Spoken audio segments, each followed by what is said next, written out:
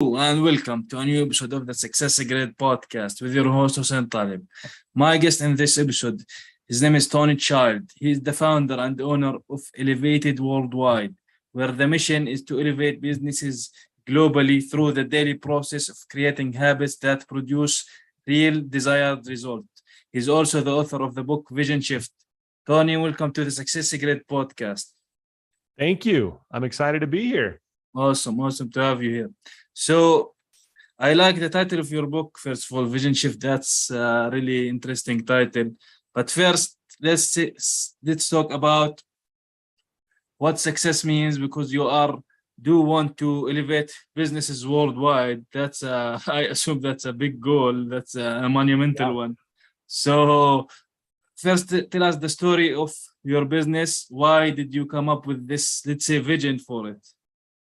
Yeah. So, I was a banker for 15 years. So that's really important. Okay. Yeah. For 15 years, I was in corporate banking and retail banking and, ran spreadsheets and mitigated risks through underwriting and, did a bunch of things in banking but I knew that there was something more inside of me that I needed to be doing that was not banking related. And, I attended a workshop based off a book called The Happiness Advantage by Sean Aker.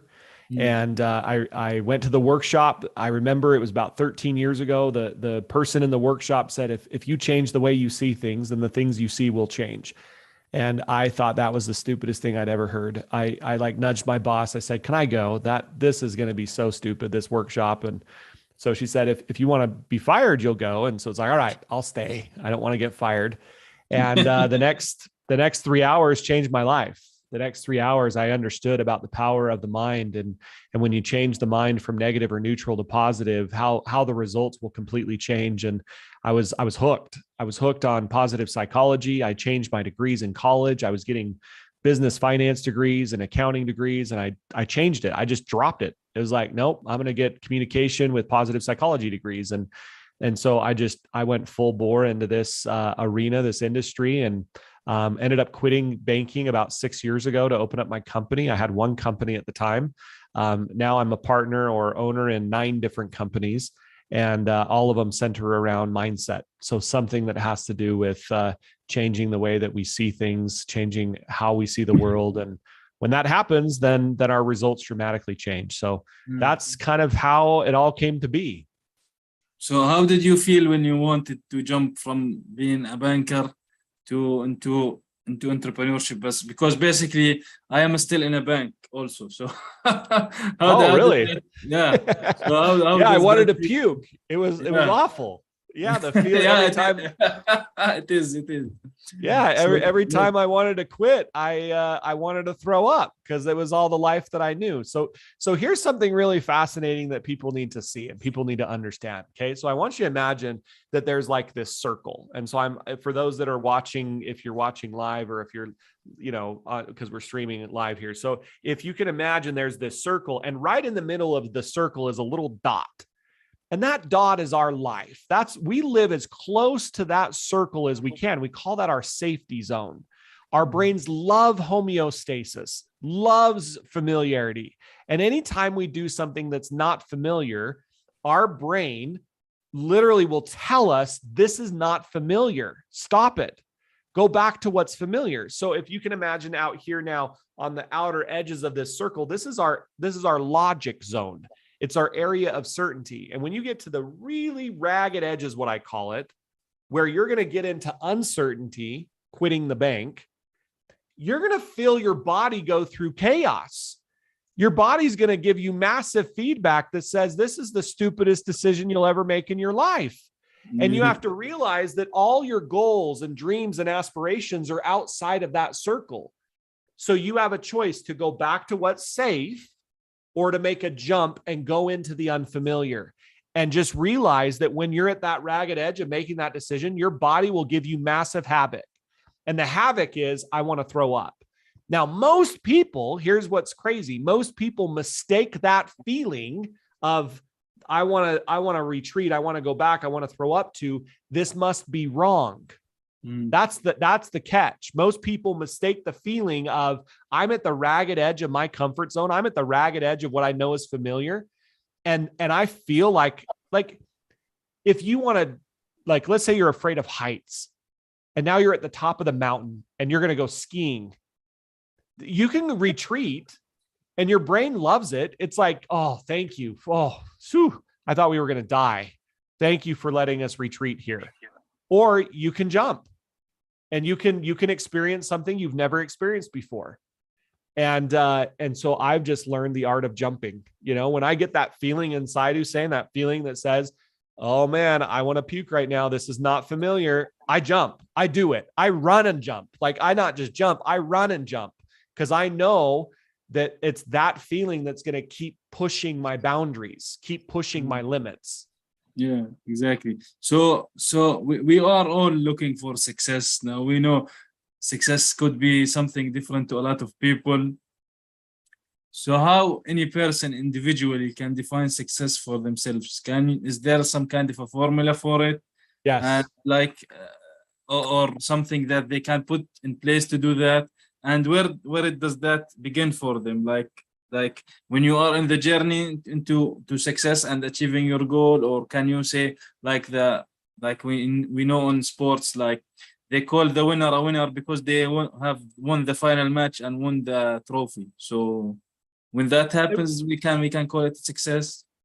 We can, but I think we got a warped society that is warped their definition of success. And it's this warped definition of success that is destroying a lot of dreams and a lot of people. So the warped definition that people have of success is, I want to achieve a desired outcome. That's the like blatant, if I were to go to 1,000 people on the street, that's the like average response I would get if I were to say, what is success? It's, I achieved a desired outcome. I had a money goal and I got my money goal. I had a business goal and I hit my business goal. Therefore, I was successful.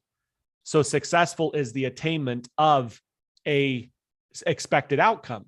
So that's how most people define success. So by default, the definition of failure is, I didn't achieve the expected outcome. I didn't get my money goal. I didn't win the game. I didn't do the thing. So therefore, and here's why it kills people. Here's why it like kills success is most people, when they don't achieve a desired outcome, they consider it a failure and themselves a failure. I'm a failure because it didn't work the way that I expected. And that's the poison pill. When you take the poison pill that says, I'm a failure, you're done. You're done. And so I've redefined my definitions of success and failure. Okay. So here's my definition of success. It's really simple. It's by Earl Nightingale, early 1950s. He said that success is the progressive realization of a worthy ideal. My like stupid terms to that is, it's the progression towards a dream. As long as you're progressing towards a dream, you're succeeding. Yeah. So is falling and not having something happen the way you expected it, but your willingness to get back up, is that success? And the answer to that is yes. But most people would look at it as, I have this dream and I tried once and it didn't work, therefore I failed. It's like, no, you progressed. You figured out what not to do. Yeah, exactly. It was Thomas Edison. Thomas Edison, he was asked, man, you fell 10,000 times building a light bulb. He's like, no. So I didn't fail 10,000 times. He said, I found 9,999 ways how to not build a light bulb. He progressed every time. He didn't get it. It was progression towards getting it. So that's success. So because like people in general need to change their perspective on things, because this kind of narrow view of things and how things go, how things work out for them or not work out for them, this needs to change. Because like you mentioned 10,000 times trying to invent something that now we take absolutely for granted. Now it's just a switch of a button. So yeah. And I mean, if you can imagine, if Thomas Edison had the definition of success is that it's going to work exactly the way that I imagine it, and then the first time he tried, it didn't work the way he imagined it, and he said, oh, I failed, therefore I'm a failure, he wouldn't have tried the second time. but he tried 9,999 more times to get to the 10,000th time where it was like, oh, there it is. There's our light bulb. I have like 15 of them shining at me right now. Okay. So again, if you look at any invention in history, doesn't matter what it is. Henry Ford failed his way to a car. Steve Jobs failed his way to the smartphone. Like we look at people that stand on these mountains of success. And what we need to realize is they're mountains of failures. They're standing on mountains of failures. That's what they're standing on. Exactly. That's a great metaphor, actually, standing on a big mountain of failure, and you are up there and you are a success. So yeah, we don't see the mountain of failures that they had to like try and reiterate to get to where they are. Like we don't understand the sleepless nights and I'm going to like go bankrupt and I'm living out of my car. We don't see those moments. We just see the fact that they've just sold 10 million books or $100 million business or whatever it is. And we don't see the thousands and thousands of times that they tried something, it didn't work and they had to try again. Yeah. Exactly. So a lot of people, when that happens, like you mentioned, they think of themselves as a failure, not, for example, the project they are working on itself. So that will make their self-confidence shaky. So how do we, let's say, push people to go forward and keep going to achieve what they want to achieve, whatever the kind of goal they are looking to go after? Yeah. So you gave a great word here. You said self-confidence. So confidence is what people really, really want. It's like, if I was like, just think in your own lives, wherever you're listening from, wherever you're watching from, if you were to think, man, what would happen in my life if I was just 5% more confident? What would happen in my life if I was 10% more confident? What would happen? What would happen to your income? What would happen to your relationships? What would happen to your health? What would happen if you were 10% more confident? And so people like they hang on to this like, man, I just want to develop more confidence. Confidence you can't develop. You can't summon. Well, you can develop it. You can't summon it. So if I'm afraid of heights and I'm standing on top of a mountain and I'm about ready to ski, I don't summon confidence to ski. I summon courage to take the risk, to hopefully succeed. And then when I take the risk, I have the courage to take the risk, to go down the mountain, to get down to the bottom of the mountain, to realize I didn't die. I was successful. I gain a little bit of confidence. So I try again. I go to the top of the mountain again. I go down the mountain again. I realize I didn't die again. I get a little bit more confidence. I go to the top of the mountain again. I take more courage. I take another risk. I get to the bottom of the mountain. I realize like, holy cow, I didn't die again. And now after 500 attempts of going up and down the mountain, guess what I have? I have confidence. Yeah. I have confidence I'm not going to die because I've done it 500 times. But the first time I didn't need confidence. The first time I needed courage to take a risk. Exactly. So how important it is, this courage we're talking about here, and shifting things forward for any individual, because like you mentioned, not having courage will limit us to not build our confidence. A lot of us have fears, like someone who's trying to do a bungee jump or whatever it is, which could be scary. So what is the one thing that any person should think about when trying to push themselves out of this dot we talked about? Yep. So my favorite quote of all time comes from Albert Einstein. He said this. He said, the greatest decision you'll ever make in your life is whether you believe you live in a hostile or a friendly universe. The greatest decision you will ever make in your life is whether you live in a hostile or a friendly universe. Okay. The person that lives in their head in a hostile universe, they literally have programmed their brain to see the worst case scenario in every single situation. And they see that the universe is out to get them. So they're imagining the worst things that can happen to them. Therefore, it riddles them with fear. So this has happened for, let's talk about the pandemic, COVID. Okay. The person that believes that they live in a hostile universe, this is the way they approach COVID. I can't get it. Because if I get it, then I'm going to give it to my parents. And if I give it to my parents, then they're going to give it to my grandparents. And then my grandparents might die. And then they're going to all blame me that I got it. And then I'm going to be disowned from my family. And then I'm going to be ostracized. And I'm going to have to go and live in a van down by the river because I'm going to just be ostracized from my family. And they go down this trip of like the worst things that can happen if they get COVID. Versus the friendly universe is, okay, I might get it. And if I do, I'll follow all the procedures for it. And, I'm not going to die from it. And if I did, it's my time, and that's okay. But I'm going to, I'll mask myself up. I'll do the things that I'm supposed to do because I'm a good citizen, but you know what? I'm good. I'm healthy. If my parents get it, then, there's going to probably be a time in their life where they'll get it too. But I'm not going down this this rabbit hole of the worst possible thing that can happen.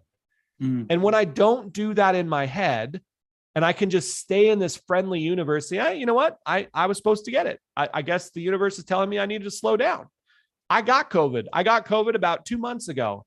It hit me so hard that I was out for a week. I literally had to sleep in my bed for a week. And guess what? I took it as, I guess I needed to slow down. I got 9 businesses I'm running and the universe is saying, Tony, slow down. And that's the way I took it, because I just believe that everything's happening for me. Nothing is happening to me. Yeah. So we should take life head on, right? It's not like we should take every negative thought comes to our mind and start thinking we should have the brakes on or the hand brakes. So that's a bad idea. We should try to shift things around to make them maybe positive thoughts and that. Yeah. So what's the best case scenario? Like really, it's okay. That's the worst thing that can happen. What's the best thing that can happen? So let me give you an experience. Okay.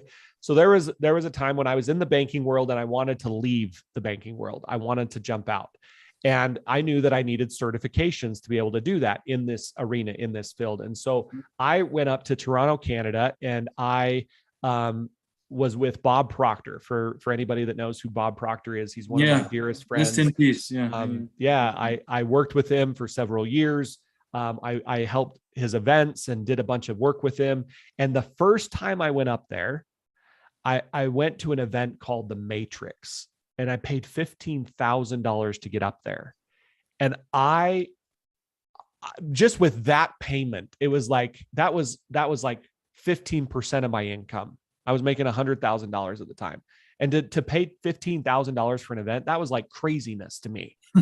So I get up there and Bob is on stage and he's like, who wants to teach this stuff for the rest of their life? And I was a banker at the time. And my hand shot up. It's like, I want to do this the rest of my life. And he's like, all right, if your hand's up, go to the back of the room.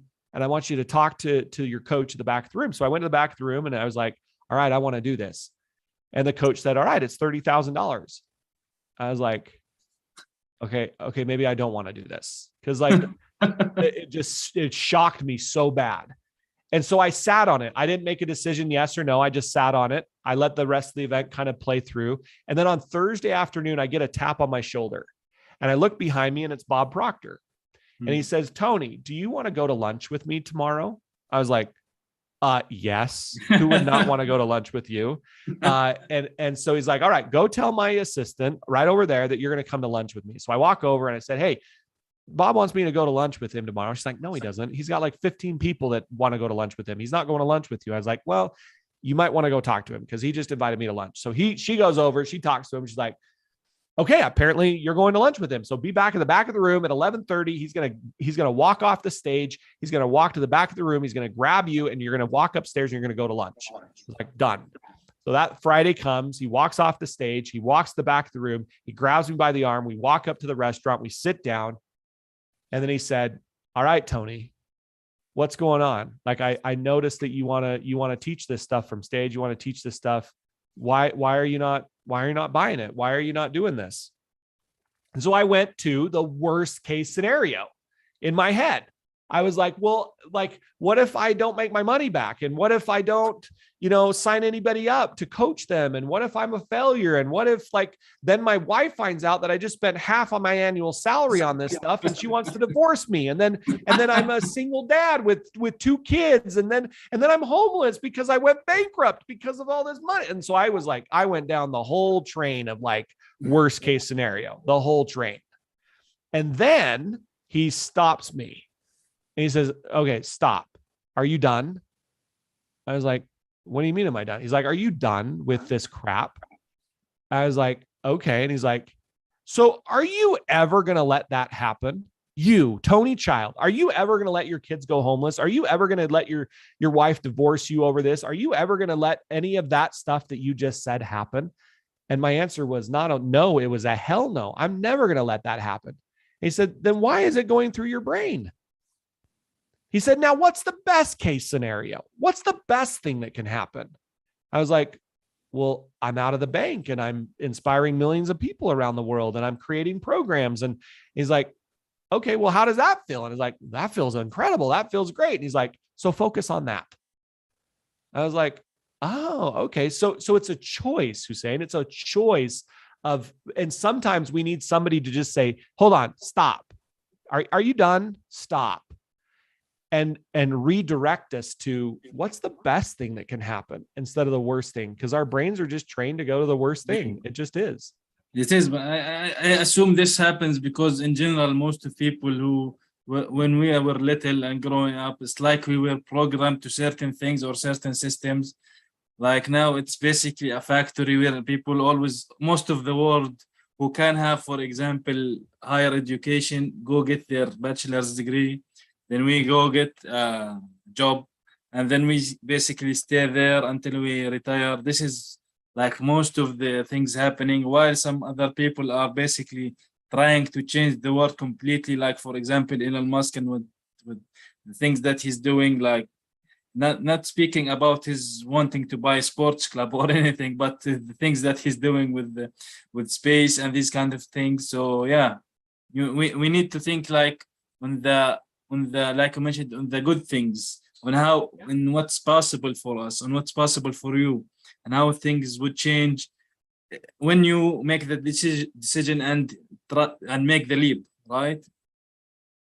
Yeah. And so people ask me all the time, so how do I flip it? If my brain is programmed to always think of the worst things, how do I start thinking of the best things? How do I flip it? How to where I get it to where my default is I'm always thinking of the best case scenario, and the worst case scenario is something I have to literally change my brain to focus on. And the answer to that was a really simple answer. So I was perplexed by this. It's like, I don't know the answer to that. So I, as a man of faith, I just knelt down one day and it's like, all right, God, I don't know what to, like, how does a person flip their brain from like this idea that there's not enough and they live in a hostile universe and they live in lack, or they live in this idea that this worst case scenario to best case scenario, and there's always enough and abundance, like, and a friendly universe. Like, how do you flip that switch? And the answer to this prayer was teach people how to be grateful. Yeah. It was like, that's it. And he's like, that's it. Teach people how to be grateful. And my next question changed my research. It set me on a journey of 5 years worth of research. And it was, what does it mean to then be grateful? Yeah, exactly. And that's a whole nother realm of thought and psychology and, theory and theology, is like really teaching a person how to be grateful. Because when you're grateful, you'll find the silver lining in every circumstance. You will train your brain to see all of the positive that's outside instead of all the negative. You train your brain when you're grateful to see everything that's present versus everything that's missing. And most people, they look at their life through a lens of everything that's wrong or missing. This is missing. I'm not smart enough. I'm not pretty enough. I'm not skinny enough. I'm not, courageous enough. I'm not brave enough. I'm not loud enough. I'm not whatever enough. Instead of looking in the mirror and just saying, no, I like who I am. I'm enough. I can get better, but damn it, I like who I am. I'm good enough. As the Saturday night clip, said I'm good enough, I'm smart enough, and doggone it, people like me. For my Saturday Night Live people out there, you'll figure that out. But it is the truth. It's coming to this place of like, you know what, I am good enough.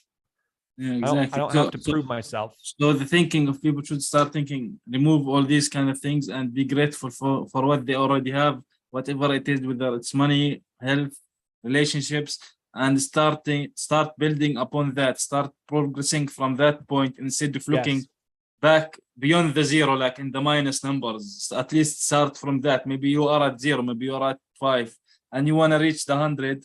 Instead of working back from a -10, you will be working from 20, for example, or a 5. So you won't be that well, far. and it's your ability to see progress. So again, it goes back to the very beginning of our discussion about what does your definition of success and failure look like? And for most people, their definition of success is I didn't achieve my desired outcome, or I did. And when we look, is like, it's just progression. And did you progress? And it's the ability to look at your account, your scale, your sales sheet, your business numbers, and say, man, I'm progressing. I'm doing better. I'm not where I want to be, but I see progression. And as long as you see progression, you're succeeding. And we look at, but I don't have the $1 million in my bank account, or I don't have the 1,000 sales that I want. So therefore I'm not succeeding. It's like, you're missing the point. If you're getting closer to it every day and you're moving towards it and you're trying new things, new ideas, and you failed and it didn't work, you're progressing, and that's success. That's success. And so it's the ability to look in the mirror and say, you know what? I'm progressing, so I'm succeeding. So this is all about how important it is to have personal development or personal growth embedded into your life. When we say personal development, it does not mean like we eating all these books about personal development, but improving yourself. If, for example, someone reads some kind of a sentence from a book and go apply that, learn from that, maybe it not will be 100% for you. So do something else. The more important thing is to like jump from one step to the second step and to the third step. Yep. Yeah. And I was oblivious to personal development for most of my life. I didn't even know this world existed, 15 years ago. I had no clue. I was an executive in the bank. I thought that banking was going to be the rest of my life, earning $100,000 a year. That was going to be just an amazing income, and I might retire at 65 and go golf for the rest of my life. Like, that's how I saw my life. It didn't even enter the realm of possibility that I could be a speaker across the world, that I could be on demand for, the speaker that people want to have come be on their stage, that I would be on podcasts like this, that I'd be making my annual income in a month, that, all of these things, it's like, that didn't even enter the realm of possibility 10, 15 years ago. And so the reason why people need to develop themselves is because you're completely unaware.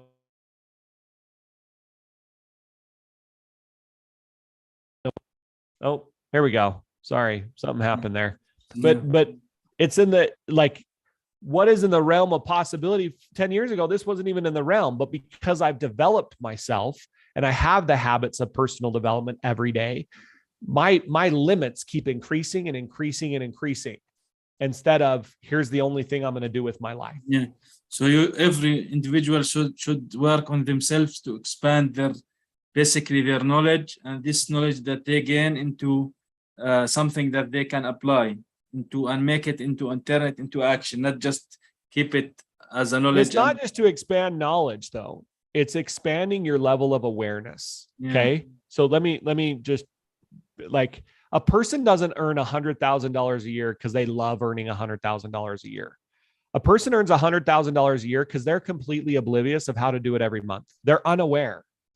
A person doesn't, work 80 hours a week because they love working 80 hours a week. A person works 80 hours a week because they don't know how to make the same amount of money and only work 10 hours a week or 5 hours a week. They're unaware. People don't take a vacation once a year because they love taking a vacation only once a year. They take a vacation once a year because they don't know how to do it every weekend. If they did, they would do it. So it's awareness, not just knowledge. Mm-hmm. I'm aware now of a whole new world that I was completely oblivious to 10 years ago. Yeah, It's awareness. I understand what you're saying. Simply go driving, and you will see that most people who are driving are not aware of what is surrounding them. So imagine that in driving. So imagine that in their life. So yeah. Yeah. Exactly. Awesome.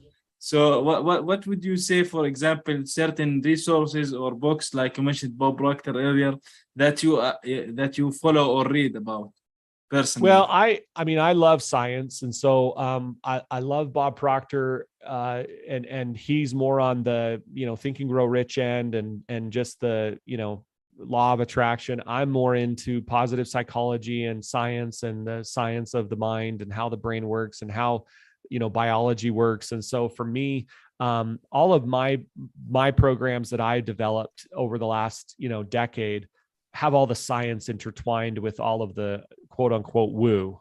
You've got all of these spiritual teachers that are out there. And for me, it's like, okay, and what's the science behind that? And so for me, I always want to try and find the research or the science that supports, the old time books that we read about. So obviously you've got your greats like Think and Grow Rich. If you haven't picked up that book, that's a book you need to all go pick up. As a Man Thinketh by James Allen. These are all old books. Newer books, obviously my book, Vision Shift, I wrote it. It's 10 keys that you can do to start to develop this mindset. You can grab it on Amazon. So Vision Shift. And then, the book that I read that got me into this, it was the Happiness Advantage by Sean Aker out of Harvard. That's the book that I read that got me into this whole industry. So, there's a ton of books out there. For me, I just like to err on the side of science. What is the actual science behind everything versus the theology behind things? So what would you say, let's say, one surprising fact about you that we might not know about? I lived in Mexico for 2 years. I speak fluent Spanish. So that's a surprising fact that people don't know about me, is that I can hablar español muy bien. So there you go. That's awesome. there you go. That's great. Spanish is a sexy language, I guess, with Italian. To me, I don't know. I used to learn Italian back in the day, but I didn't develop to the point where I was really good at it. So I didn't continue with that route. So, so yeah. What is your native tongue? Is your native tongue Arabic? Arabic? Yeah. Okay. Yeah. Awesome. So what would you say one takeaway for this episode, for the people who are listening to this, would take from this episode?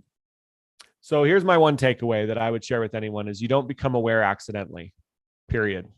You have to take action. You have to go do something. You have to be purposeful about it, right? Yeah, you have to be purpose. You're not gonna get to the top of a mountain and wonder how you got there. Like, I don't know of any hiker. Like, I live by mountains. They're right next to my house here. I never know of a hiker that gets to the top of the mountain and then looks around and says, how did I get up here? That just doesn't happen. Like, when you get to the top of a mountain. Now, I know a lot of people that sit at the bottom of the mountains and wonder how they got there. And it doesn't take a lot of effort to stay at the bottom of the mountain. And so you all have mountains in front of you, mountains of visions and dreams and glories that you want to achieve. It's going to require that you start to take steps towards that are uncomfortable, that will cause you to sweat blood and tears. And so I am just always thinking about what's the first step? What's the next step? So I always provide the next step for people. I do a 2-day workshop here in Salt Lake City, Utah. It's just the next step. That it's like, all right, I just listened to this guy for an hour. Now what? It's like, well, take another step. Like, do something towards that end of what it is that you want. Yeah. So people, if they want to learn more from you, where they can get in touch with you, Tony? Just go to my personal website, tonychild.com, or you can follow me on social media, at @tonychild_. That's my social media handle. So come follow me on social media. I'm always posting, positive things out in the marketplace, and putting on events and just teaching people about this. This is my passion. This is what I love doing. And I feel like I've been pretty good at it. So. Awesome. Well, thank you, Tony, for being here today with me. You give some new perspective into things. And the most important thing is for people to be aware, because if they are not aware, you won't actually achieve what you are looking to achieve. Yeah. Awesome. Thank you. Thank you. It's been a